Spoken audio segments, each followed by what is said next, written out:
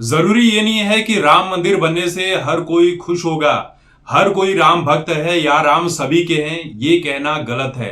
राम सभी के नहीं है, राम उन लोगों के तो बिल्कुल भी नहीं है जिन्होंने राम मंदिर का न्योता ठुकरा दिया, जबकि वो राम मंदिर के विरोध में खड़े थे, जो राम के अस्तित्व को ही नहीं मानते थे।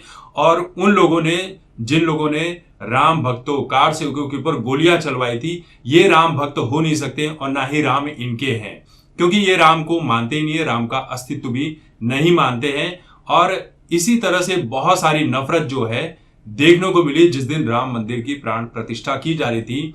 सबसे पहले आपने देखा कि गाजियाबाद में एक वहाब नाम का मुस्लिम लड़का, जिसने एक कुत्ते को राम नामी पहनाकर पूरे गली में घुमाया, बाद में जिसकी तबीयत से कुटाई की गई, पुलिस ने उसे अरेस्ट किया और तमाम धाराएं लगाई गई, तबीयत से कूटा गया। उसके बाद दिल्ली के जामिया मिलिया इस्लामिया यूनिवर्सिटी में राम मंदिर के विरोध में नारे लगाए गए, वहां पर भी पुलिस सिक्योरिटी की गई। राजस्थान के बाड़मेर में जो यात्राएं निकाली गई थी, शोभा यात्रा, उस पर भी पत्थरबाजी की कुछ घटनाएं आई। गुजरात से घटनाएं आई, बिहार से घटनाएं आई, और सबसे बड़ी घटना जो देखने को मिली वो मुंबई से सटे मीरा रोड में देखने को मिली, जहां पर जो शोभा यात्रा निकाली गई थी राम भक्तों के द्वारा, उनकी गाड़ियों को बुरी तरह से तोड़ा गया, उनके ऊपर पत्थर बरसाए गए, चाकुओं से हमला किया गया, तलवार तक लेकर आए थे, जिसे लेकर मुंबई पुलिस ने यह कहा था कि यह महज अफवाह है, दो गुटों के बीच कुछ आपसी रंजिश थी, अफवाह फैलाने के ऊपर कार्रवाई की जाएगी, इस तरह की बात कही गई थी। लेकिन उसके दूसरे दिन ही हमें देखने को मिला कि किस तरह से उन जो गलत तरीके से वहां पर दुकानें बनाई गई थी उन्हें बीएमसी ने तोड़ दिया, बुरी तरह से तोड़ा। अगर उन्होंने गलती नहीं की थी, पुलिस अगर ये बोल रही थी कि ये महज अफवाह है, तो फिर उनके दुकानों पर बुलडोजर क्यों चलाया गया?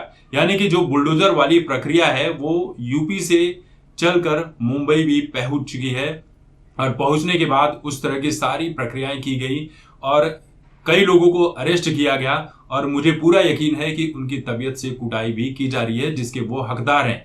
क्योंकि जब उनके अपने धर्म की जो भी यात्राएं निकलती हैं, जो भी जुलूस निकलता है, तो कभी हिंदू पक्ष उनके ऊपर हमला नहीं करता है, कभी पत्थरबाजी नहीं करता है। लेकिन जब कभी भी हिंदू धर्म की कुछ शोभा यात्रा निकलती है तो उसके ऊपर पत्थरबाजी की जाती है, तरह तरह की चीजें की जाती हैं और रास्ता रोका जाता है, घटनाएं की जाती हैं, बहुत सारी बातें बोली जाती हैं। तो ये क्यों की जाती है?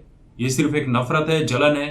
अब इसको अगर पुलिस बोल दे कि ये महज दो गुटों के बीच में अफवाह है, तो वहां पर जिन लोगों के ऊपर हमले हुए थे उन लोगों ने खुद बोला कि ये कोई गुटों का अफवाह नहीं था, ये सुनियोजित तरीके से किया गया था। क्या वो इनका एरिया है, जो नया नगर का एरिया था, वहां से कोई निकल नहीं सकता है?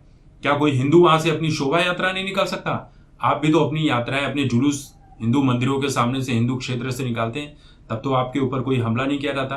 तो जब देखिए, बहुत सारे, ऐसा नहीं कहूंगा, बहुत सारे मुस्लिम उस दिन थे जिन्होंने राम मंदिर के लिए अपनी खुशी भी जताई है। बहुत सारे लोग आगे बढ़कर आए हैं जिन्होंने अपना प्यार जताया है, चाहे जैसे जताया हो, चाहे डर से जताया हो, चाहे वाकई में उनके अंदर प्रेम रहा हो, जताया है।